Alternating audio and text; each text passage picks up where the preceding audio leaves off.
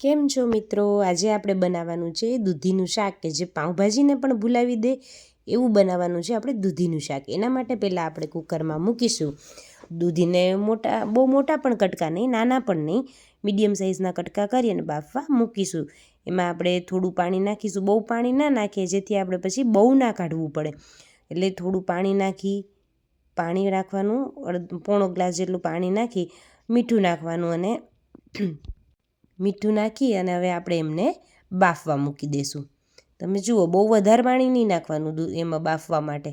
હવે બાફવા મૂકી દઈએ આપણે, ત્યાં સુધી આપણે ટમેટાં સુધારી લઈશું.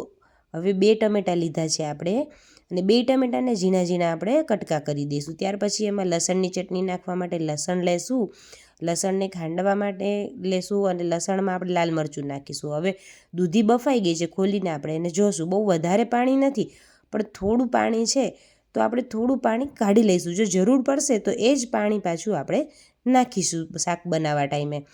હવે દૂધીને આપણે થોડું પાણી કાઢી લીધું, પછી એને પાઉંભાજીના મેશરથી મેશ કરવાની છે. દૂધી બરાબર મેશ થઈ ગઈ છે. હવે આપણે એક પેનમાં તેલ મૂકીશું અને તેલમાં નાખીશું રાઈ થોડી તતડે એટલે ત્યારબાદ આપણે એમાં નાખવાનું છે હિંગ, લીમડો.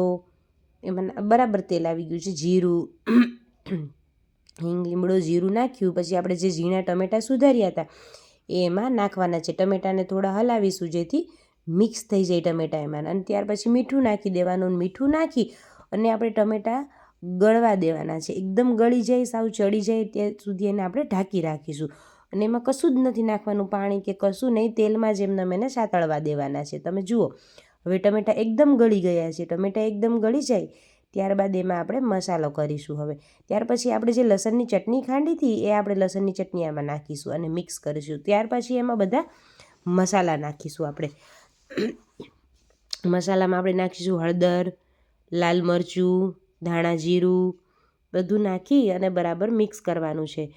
અને બરાબર મિક્સ કર્યા બાદ ત્યાર પછી આપણે નાખવાનો છે ખાસ પાઉંભાજી મસાલો. થોડો નાખવાનો છે, બહુ નહીં નાખવાનો, એક જરાક જ નાખવાનો છે. મસાલો નાખી અને મિક્સ કરવાનું છે એકદમ. મસાલો નાખ્યા પછી મિક્સ થાય જ્યાં સુધી તેલ છૂટું ના પડે ત્યાં સુધી આપણે રાખવાનું છે. હવે એમાં આપણે જે દૂધી એકદમ બાફી હતી એ આપણે એમાં નાખી દઈશું. બાફીને જે ક્રશ કરેલી છે આપણે દૂધી, એને એમાં નાખી અને મિક્સ કરી દેવાનું છે. અને ત્યાર પછી આપણે એને ઢાંકી દઈશું કે જ્યાં સુધી તેલ છૂટું ના પડે ત્યાં સુધી આપણે ચડવા દઈશું. હવે બરાબર મિક્સ થઈ ગયું છે. અને આ શાક બધા નાના છોકરાઓ કે જે દૂધી ના ખાય એના માટે આ શાક બેસ્ટ છે. તમે આ શાક બનાવશો એટલે બહુ જ તમને ભાવશે. હવે ઢાંકી દીધી ત્યાર પછી આપણે જુઓ, તેલ એકદમ સાઈડમાં છૂટું પડી ગયું છે. એટલે હવે આપણી દૂધી બરાબર ચડી ગઈ છે. ત્યાર પછી એમાં આપણે ઉપરથી કોથમીર નાખી અને સર્વ કરીશું. તમને મારી આ રેસીપી ગમી હોય, સારી લાગી હોય તો બનાવજો, અને સારી લાગી હોય તો મારી ચેનલને લાઇક, શેર એન્ડ સબસ્ક્રાઈબ કરજો.